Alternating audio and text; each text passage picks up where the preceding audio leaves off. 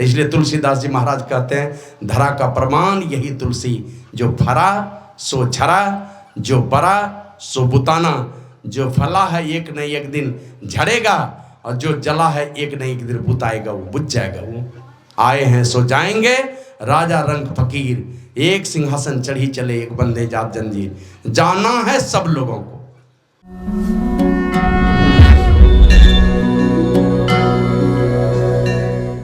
तो उनको समझना चाहिए कि आशीर्वाद दे दिए, तो नहीं हुजूर आशीर्वाद दे दीजिए।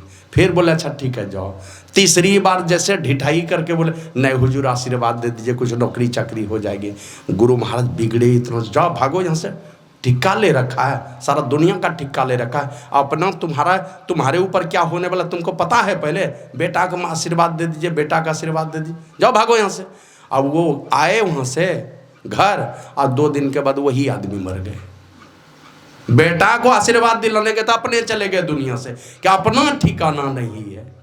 आए तो जो हैं बाबा शाही स्वामी जी महाराज कहते थे यहाँ आकर रहे न कोई, जो बड़े सुल्तान थे जा समाये खाक में वो, जो नवाबो खान थे ताज जर्री से जड़े यो, चमकते थे वर्क बस पास में जिनके अनेकों ऐश के सामान थे।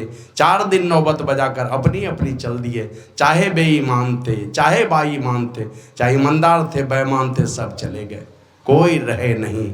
अंतिम में और भी बात कहें, ले गए वो नेक नामी कर गए जो नेक काम, ले गए लानत वो जिनसे पहुँचते नुकसान थे। गए तो हैं, यहाँ पर जो भी आए इस धरती पर कोई टिके नहीं है। एक दानी राजा दानी महात्मा की कहानी जानते हैं, दधीची ऋषि, उनके विषय में जानते होंगे। अपनी सारी हड्डियां दान दे दी, जाओ जिससे असुरों का सफाया हो सके, अपनी ही हड्डी दान में दे दी। अब वृत्रासुर का वध हुआ उनके शरीर की हड्डी से, और रीढ़ की हड्डी से 3-3 धनुष बने थे। एक धनुष से रावण का सफाया हुआ कुल खानदान समेत। उसको क्या कहते हैं, कोदंड, शारंग कहते हैं उसको, जो राम जी के हाथ में था। वो दधीची ऋषि का हड्डी से बनी थी, उससे रावण के पूरे कुल खानदान का सफाया हो गया। दूसरा धनुष था अर्जुन के हाथ में, उसको कहते हैं गांडीव। गांडीव से आप जानते हैं कौरव दल के सारे लोगों का सफाया हो गया। अर्जुन का जो गांडीव था वो दधीची ऋषि का हड्डी से बनी थी। और तीसरा जो धनुष था ना, वो दधीची ऋषि के नाक की हड्डी से बनी थी। उसका नाम था, इसीलिए नाक की हड्डी से बनी थी, इसलिए उसका नाम था पिनाक। और वो था शंकर भगवान के हाथ में, जो ये क्या कहते हैं विश्वकर्मा भगवान ने बना करके दिया था दधीची ऋषि की हड्डी से। और शंकर भगवान अपने पास रखते थे, लेकिन यही सुर असुर संग्राम में एक बार क्या किया शंकर भगवान ने, विष्णु भगवान के तरफ ही सीधा कर दिया तीर धनुष, उन्हीं को मारने के लिए। अब दधीची ऋषि के नाक की हड्डी से बनी थी ना, उसमें भी प्राण अभी जीवित था, उसमें भी प्राण था, नाक की हड्डी में भी। उसको लगा कि हम अपने इष्ट को ही, अपने इष्ट के लिए मेरा प्रयोग होने लगा, बस उसी से मैं लचकने लगा शंकर भगवान का धनुष। अब देखा शंकर भगवान ये तो गड़बड़ हो रहा है, गुस्सा करके गए और उसी दिन से सोच लिया आज के बाद हमें कोई अस्त्र शस्त्र नहीं रखना है पास में। तो वो धनुष छोड़ दिया, दे दिया परशुराम को। वो परशुराम ले जाकर के राजा जनक को दे दिए थे, जो जनकपुर में था। बाद में राम जी ने उसी धनुष को भंग किया तो सीता से उसकी शादी हुई। तो अपने शरीर की हड्डी देने वाले दधीची ऋषि हैं इस धरती पर। हम लोग छोटा मोटा कोई 10-20 लाख का कोई सत्संग करते हैं तो फूले नहीं समाते हैं। भगवान श्री राम ने एक ही अश्वमेध यज्ञ किया था, और राजा बलि ने 99 बार किया, 100वें बार में फेल हो गए, क्योंकि उनके द्वार पर वामन भगवान आ गए थे, विष्णु भगवान वेश बदल करके आए थे इसी संसार में। उनके चलते उनका 100वां अश्वमेध यज्ञ सफल नहीं हुआ। लेकिन दान दे करके वो बलि भी ऐसे थे, गुरुदेव मना कर रहे हैं उनके दैत्य गुरु शुक्राचार्य की, मत दो ये छलिया है। लेकिन हाथ में गंगा जल लेकर के यही कहा उन्होंने, क्या कि नहीं, मैं अपने दादाजी की पगड़ी नहीं दूंगा झुकने के लिए। अभी देखते हैं ना कोई मर जाता है, अंतिम क्रिया क्या है हमारे यहाँ, वो है पगड़ बनान, माने माँ बाप की पगड़ी है बेटा के सर पर। उस पगड़ी को डुबाना है कि उस पगड़ी को, प्रतिष्ठा को और दुनिया में फैलाना है। तो वही कहता राजा बलि कि मैं अपने दादाजी की पगड़ी झुकने नहीं दूंगा। मेरे दादाजी ऐसे शख्स थे ना, जिनको मनुष्य भी चाहता था, ये मृत्यु भुवन वाला, असुर भी चाहते थे और देवता भी चाहते थे। माने मेरे दादाजी को की पूजा तीनों लोकों में होती थी। हम दादाजी की कीर्ति को डूबने नहीं देंगे। और राजा बलि ने कहा मैं दान दूंगा जरूर। जब मेरे दादाजी ही देते थे सब लोगों को दान, मेरे दादाजी अपनी प्रतिष्ठा कभी गिरने नहीं दिए, तो हम भी अपने दादाजी की प्रतिष्ठा गिरने नहीं देंगे। और ले लिया गंगा जल, संकल्प कर लिया, 3 डेग जमीन दान में दे दी। 2 ही डेग में सारे भुवनों को नाप लिया उस बामन भगवान ने। तीसरे डेग में कहा कि अब क्या कीजिएगा, अब तो हम ही बचे हैं, दान से बढ़कर दानी की कीमत है, तो मेरे माथे पर ही दे दीजिए तीसरा डेग। तो तीसरा डेग अपने माथे पर ले लिया भगवान का, और भगवान और भक्त दोनों चले गए पाताल लोक में। और वहाँ जाकर के भगवान कहते हैं वरदान मांगो, का बस यही वरदान दीजिए कि जहाँ मैं रहूँ हर पल आपका दर्शन होता रहे। तो कहा जाओ मैं तुमको वरदान देता हूँ, और फिलहाल तुमको सूतल लोक प्रदान करता हूँ जो स्वर्ग लोक से भी बढ़कर है। और सूतल लोक में तुम रहोगे 54 द्वार वाले घर में, 54 द्वार होगा उसमें, जिधर से निकलना हो उसी घर में रहोगे। और जब 71 चतुर्युगी बीतेगा, माने 1 मनवंतर का अंत होगा, ये इंद्र गद्दी से हटेगा और अमरावती के मालिक तुम बन जाओगे, देवताओं के राजा तुम बनोगे। उस बलि को आशीर्वाद दे दिया और भगवान मैंने भगवान को भी जीत लिया, सब कुछ दे करके भी भगवान को अपने पास अपने क्या प्रेम के डोर में बांध लिया। तो वो राजा बलि हैं इस धरती पर नहीं है। अब एक शख्स इस धरती पर ऐसा था, राम जी भी जानने में डरते थे। वो कौन थे? वो थे बाली। उनके सामने में नहीं गया, बाली सुग्रीव को भिड़ा दिया लड़ने के लिए, और राम जी छिप गए इधर। उनको पता था कि अगर हम सामने में गए तो हमारी आधी शक्ति उसके पास चली जाएगी। और ऐसा था बाली, रावण को 6 महीने तक आंख में दाब के रखा था। वो बाली इस धरती पर है क्या? राजा विक्रमादित्य, जिनके समय में ये भारत सोने की चिड़िया कहलाती थी, वो राजा विक्रमादित्य इस धरती पर हैं। कृष्ण के बड़े भाई बलराम जी हैं इस धरती पर। और 64 कोस में सुरक्षित होकर चलता था दुर्योधन, है आगे पीछे 64 कोस में सुरक्षित। अब बीच में सोने की छतरी रहती थी, उस बीच में दुर्योधन चलता था। इतनी कड़ी सुरक्षा व्यवस्था थी। वो दुर्योधन इस धरती पर रहे क्या? बाबा कबीर कहते हैं 16 योजन के मध्य में चले छत्र की छाई रे, सोई दुर्योधन मिली गए माटी के माही रे। और रावण के विषय में जानते हैं ना, सब देवी देवता, सारे देवी देवता को जीता था, यहां तक कि यमराज को भी जीत करके रखा था। जो यमराज सबके प्राण को हर कर ले जाने की व्यवस्था में है, मालिक हैं, सब लोगों को, सारे जीवों को पाप और पुण्य का फल देने का सामर्थ्य उनके पास में। उस यमराज को भी रावण जीत के रखा था। कहा के देखो तुमको अब ये सब किसी को यहाँ से लेके नहीं जाना है। का तब क्या करना? बोला ये दक्षिण वाला जो इलाका है ना, ये दक्षिण वाला इलाका तुम जोगते रहना मेरा। इसीलिए ये दक्षिण वाले दिशा में पूजा पाठ नहीं करता है लोग, दक्षिण वाले दिशा में ध्यान नहीं करता है। ये यमराज का इलाका कहलाता है। रावण ने दिया था यमराज को, ये दक्षिण वाला इलाका तुम जोगवारी करते रहोगे। तो जो रावण उस यमराज को बस में करके रखा था, नौकर बना करके रखा था, सारे देवी देवता को तो रखा ही था, यमराज को भी रखा था। वो रावण है इस धरती पर क्या? नहीं रहे। तो इसलिए तुलसीदास जी महाराज ने कहा बलि बेन विक्रम दधीची गए, अब पारत गए जिन भारत ठाना। अब बाली गयो बलराम गयो जिनके कखड़ी 10 कंठ पिसाना। कब बाली गए और बलराम गए, बाली के कांख में कखरी में 10 कंठ, 10 कंठ में रावण, 10 कंठ वाला रावण था। 10 कंठ उनके बाम में 6 महीने तक दब करके रह गया था, बाली के बाम में। और गए दुर्योधन जंग जुड़े 64 कोस में छत्र बिताना। 64 कोस में जिनकी छतरी चलती थी वो दुर्योधन चला गया।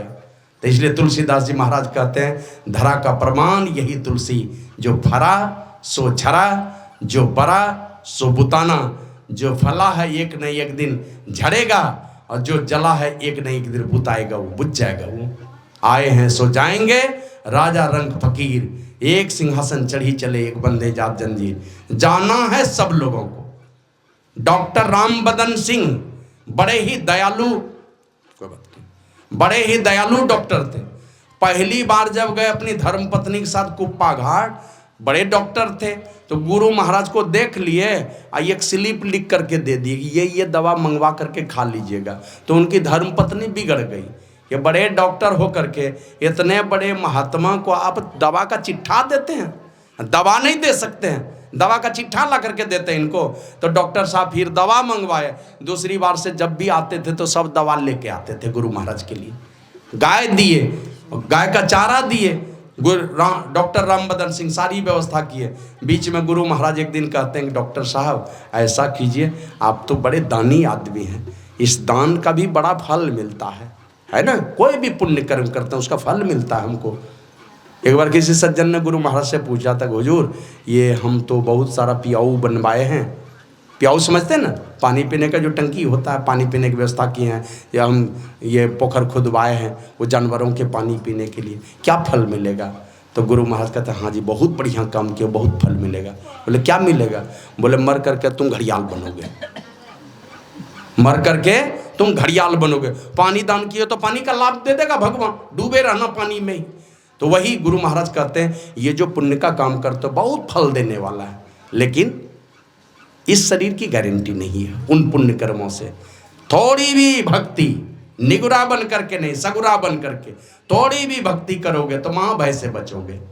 गुरु महाराज कहते हैं दीक्षा लेकर के थोड़ा ध्यान करो, इससे इस शरीर की गारंटी रहेगी। तो गुरु महाराज को समझा के कहते हैं, हुजूर मेरा बेटा मेडिकल कॉलेज में पढ़ रहा है, फाइनल सेमेस्टर चल रहा है, निकलेगा तो बस डिग्री लेके निकलेगा, हम दिन रात आपकी सेवा में लगे रहेंगे। और कुछ ही दिनों के बाद बेटा तो उधर ही रह गया, अपने रामबदन सिंह वो पेट में दर्द हुआ कि क्या हुआ, अपने ही दुनिया से चले गए। जाना है सब लोगों को। भगवान बुद्ध एक दिन उपदेश कर रहे थे और उधर से एक लड़की आई, माथा पर एक टोकरी कपड़ा लेकर के, सिल्क का कपड़ा ला करके रख दी बगल में, और भगवान बुद्ध को माथा टेक के प्रणाम करती है। तो भगवान बुद्ध पूछते हैं, पुत्री कहाँ से आई हो? तो कहती जी भगवान नहीं जानती हूँ। कहाँ को जाना है? कहती जी भगवान ये भी नहीं जानती हूँ। तो भगवान पूछते हैं नहीं जानती हो? तो कहती जी भगवान जानती हूँ। फिर पूछते हैं जानती हो? तो कहती जी भगवान नहीं जानती हूँ। अब ये अटपटी बातें हैं। भगवान बुद्ध समझ गए, ये हमारे जो भक्त लोग हैं ये समझ नहीं पाए। तो पूछते हैं पुत्री हमने क्या सवाल किया और तुमने क्या जवाब दिया, जरा मेरे भक्तों को समझा के कहो। तो वो लड़की कहती है भगवान मैं पेशकार की बेटी हूँ। पेशकार मना होता जुल्हा, तांती, जो कपड़ा ताना बाना चलाते हैं, ताना बाना चला के कपड़ा बनाते हैं। बोले मैं पेशकार की बेटी हूँ और अभी तो घर से आई हूँ। लेकिन आपने पूछा कहाँ से आई हो? कहा भगवान अभी तो घर से आई हूँ, लेकिन भगवान ये नहीं जानते हो कि किस लोक से, किस खानदान से और किस योनि से इस घर में आई हूँ। जाना तो है मुझे पिताजी के पास, वहाँ ताना बाना चला रहे हैं, पेशकार शाला में जाना मुझे ये सारे कपड़े लेकर के, लेकिन भगवान किस खानदान में जाऊंगी, किस लोक में जाऊंगी, किस योनि में जाऊंगी यही नहीं जानती। आपने पूछा नहीं जानती हो? हमने कहा जी भगवान ये तो जानती हूँ कि एक न एक दिन जाना पड़ेगा, लेकिन भगवान यही नहीं जानती हूँ ये किस समय यहाँ से जाना पड़ेगा। न बालक न जौबने न वृद्धि कछु बंद, वह अवसर नहीं जानिए जब आए पड़े जम फंद। जम का फंदा किस समय आएगा बाबा नानक कहते कोई नहीं जानता उसको। बाबा साहिब स्वामी जी महाराज कहते हैं बचपन गया जवानी बीती, बूढ़ेपन की क्या प्रतीति, यह तो बुलबुला जल का, भरोसा क्या कल का। ये पानी के बुलबुले के समान ये मनुष्य का शरीर है। बस बनने में जो देर लगे, बिनसने में देर नहीं लगती। और बस उसी प्रकार इस मनुष्य शरीर की हालत है। कब ये मटिया मेट हो जाएगा, अभी हैं, थोड़े देर के बाद हम रहेंगे कि नहीं रहेंगे कहा नहीं जा सकता। इसलिए दूसरे के मरने पर जब कोई दुनिया से जाते हैं तो लोग रोते ही हैं, अपने लोग जाते हैं तो दिल रोने लगता है। जब प्रेम जिनके गोद में खेले उनका प्रेम जब याद पड़ता है ना तो रोता ही है लोग। लेकिन उनके रोने के पीछे हम अपने विषय में चिंता करनी चाहिए। उनके लिए रोएंगे तो उस मृतात्मा को दुख ही होगा, रोना तो है अपने लिए कि हमारी क्या दुर्दशा होने वाली है। तो इसलिए बाबा कबीर कहते हैं साधो भाई जीवत ही करो आशा, जीवत समझे जीवत बुझे जीवत मुक्ति निवासा, जियत कर्म की फांस न काटी मुए मुक्ति की आशा। मरने के बाद मुक्ति की आशा करते हो? तन छूटे जीव मिलन कहता हूँ सो सब झूठी आशा, अबहू मिला सो तबहू मिलेगा नहीं तो जमपुर वासा। जैसा बनाया वही परिस्थिति मिलेगी, और नहीं तो जमपुर में निवास होगा, प्रेत जोनी में चले जाओगे। इसी से बचने के लिए अभी जो उपदेश हम लोग सुन रहे थे, यही बात एक बार की घटना है। भगवान बुद्ध के एक शिष्य हो गए, उनका नाम था भिक्षु महाकाश्यप। और वो भिक्षु महाकाश्यप ऐसे महात्मा हुए, जब भगवान बुद्ध अपना शरीर छोड़ने जा रहे थे ना, जानते हैं ना कहाँ शरीर छोड़े थे भगवान बुद्ध? जन्म तो हुआ लुम्बिनी वन में, कपिल वस्तु के निकट। शरीर छोड़े हैं उत्तर प्रदेश में, कहाँ? कुशीनगर एक जगह है, वहाँ जाकर के शरीर छोड़े। जहाँ पर कबीर साहब का ना मगहर, उससे थोड़ी दूर में कुशीनगर है, वहाँ जाकर के शरीर छोड़े। तो सारे देवी देवता उनके अग्नि संस्कार में उतर करके आए थे, लेकिन अग्नि प्रज्वलित नहीं हो रही थी। और ये भिक्षु महाकाश्यप काशी से चले, अब पैदल चलते चलते, बनारस से चले पैदल, और चलते चलते गए हैं अग्नि संस्कार में भाग लेने के लिए। भगवान शरीर छोड़ के चले गए, ये गए वहाँ अग्नि संस्कार में भाग लेने, और ये जब तक नहीं पहुँचे अग्नि प्रज्वलित ही नहीं हुए। ये पहुँचे, मन सब देवी देवता मिल करके भी आग प्रज्वलित नहीं कर पा रहा था, क्योंकि भगवान बुद्ध तो आशा देख रहे थे अपने भक्त का, उस भिक्षु महाकाश्यप का। ऐसे महात्मा थे। तो भिक्षु महाकाश्यप शुरुआती अवस्था में एक गुफा में बैठ करके ध्यान करते थे, और ध्यान करते करते ऐसा संजोग हुआ, एक बार 9 दिन बीत गए, ध्यान में ही रह गए, गुफा से निकले ही नहीं। हमारे गुरु महाराज क्या करते थे, कुआं गड्ढा खोद लिए, खाना ला करके रख देता था कोई बना करके, गुरु महाराज कुआं में घुसते थे तो निकलते ही नहीं थे। ध्यान में बैठे हैं तो बैठे हैं। अब दूसरे सज्जन कहते हैं, महाराज ये शरीर रहेगा तब ने ध्यान कीजिएगा, एकदम पीला पड़ गया है शरीर, इस शरीर को बचाइए, शरीर नहीं बचेगा तो ध्यान कहाँ से कीजिएगा। तो अभी तो देखिए ना, सब बाबा जी सुबह होगा भोरे सब भरदम दे लेगा, जैसे हल जोतने जा रहा तब बैठेगा जाकर के वहां से। हाँ, और देने खिलाने वाला भी ऐसा काजू किशमिश ला के भोरे खिला दिया, जा रहा है स्तुति प्रार्थना करने के लिए, और खिला दिया, यहाँ भरत यहाँ तक खिला करके भेज देगा, वो स्तुति करने जा रहा है। श्री सद्गुरु महाराज की जय। तो सत्संगी लोग भी थोड़ा होशियारी रखिएगा। काय के लिए देते हैं खाने के लिए बाबा जी को? कोई वृद्ध रहे बीमार है तो चलो दे दिया खाने, सब जवान आदमी को भी खिला देते हैं, भ्रष्ट करते हैं सबको। तो गए वहां से निकले और जा रहे थे, 9 दिन के बाद गए, रास्ते में एक छोटी सी कन्या ने देखा उसको, दौड़ करके आती है, खेत पर वो फसल की जोगवारी कर रही थी, दौड़ के आई। जैसे देखी ना, वो जानती थी ये भगवान बुद्ध के जो शिष्य लोग हैं ना, जब भूख लगती है तभी गांव में जाते हैं, और नहीं तो कहीं उपदेश होता तब जाएंगे। तो सुबह सुबह जा रहे हैं तो वो लड़की दौड़ करके जाती है और जाके कहती, भगवान मेरे पास, अभी कहाँ जा रहे हैं? बोला भिक्षाटन करने। बोला भगवान मेरे पास थोड़ा सा रूखा सूखा चबेना है, स्वीकार करेंगे? बस आदेश था भगवान बुद्ध का, कोई भी पहले नंबर में जो मिल जाए, जो चीज दे दे तुम्हारे भोजन के पात्र में, वही चीज ले लेना, दूसरे के द्वार पर नहीं जाना। मन संग्रह की भावना नहीं जग जाए मन में, दूसरे के द्वार पर स्वादिष्ट भोजन मिलेगा कहीं उसके चक्कर में नहीं चला जाए। खाने की इच्छा है कुछ भी, और दूसरा चीज रूखा सूखा चबेना मिल गया, सत्तू मिल गया, मकई का खेसारी का क्या ठिकाना। तो इसलिए दूसरे के द्वार पर नहीं चला जाए, भगवान बुद्ध रोक लगाए हुए थे। तो उसी लड़की से ले लिए वही रूखा सूखा चबेना, समझ रहे हैं ना, भुंजा जिसको कहते हैं, वही लेकर के चले आए, गुफा में बैठ के खाने लगे।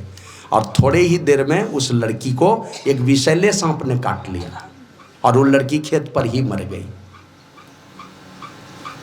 परिणाम, वो लड़की दुर्गति को शिकार नहीं हुई, दुर्गति को प्राप्त नहीं हुई। उस महात्मा का जो दर्शन करके शरीर छोड़ी थी ना, तत्काल उसका जन्म हो गया स्वर्गलोक में, देव कन्या हो गई। अब वो मन ही मन सोचती है किनकी कृपा से हम यहाँ पर आए, कौन जादू, कैसी जादू हुई, किनकी जादूगरी थी। मैं तो गरीब घराने की बेटी थी और स्वर्ग के इस विशाल साम्राज्य में मैं कैसे चली आई। तो लगा कि उस जादू, उस महात्मा में ही कोई करामत है, महात्मा में ही कोई जादूगरी है। वो खोजते खोजते खोजते अपने ये देवी वाला शरीर लेकर के खोजते खोजते उसी गुफा में पहुंच गई जहाँ पर भिक्षु महाकाश्यप ध्यान करते थे। देख लिया एक दिन, अब दूसरे प्रत्येक दिन आने लगी। जिस समय वो महात्मा नहीं रहते थे गुफा में, वो स्वर्ग की कन्या झाड़ू लगा लेती थी और चुपचाप चली जाती थी। तो एक दिन वो भिक्षु माँ कश्यप सोचते हैं कौन झाड़ू लगाता है मेरे गुफा में, मैं तो कभी सफाई नहीं करता, आखिर झाड़ू कौन लगाता है इसमें। तो एक दिन उसी ताक में बैठे होते गुफा में ही, और वो स्वर्ग की कन्या उसी गुफा में प्रवेश कर गई। अब जैसे प्रवेश करती है, भगवान बुद्ध ने रोका उसको, खबरदार, कौन हो तुम? महाराज मैं वही कन्या हूँ जिसने आपको थोड़ा सा रुखा सूखा चबेना दिया था। आप तो भगवान चले आए यहाँ पर और मुझे एक विषैले सांप ने काट लिया, लेकिन भगवान आपके दर्शन का ये परिणाम हुआ है, मेरा जन्म स्वर्गलोक में हो गया है, मैं स्वर्ग की कन्या हूँ, वहाँ से आती हूँ यहाँ पर, और आपकी इतनी बड़ी कृपा हुई है, इसलिए मुझे लगा ये कुछ न कुछ सेवा तो होनी ही चाहिए। रामचरितमानस में लिखा है ना, गुरुपद पंकज सेवा तीसरी भगति अमान, अमानी बन करके गुरु के चरण कमल की सेवा। और अभी सुन रहे गुरु महाराज की वाणी में सुमरन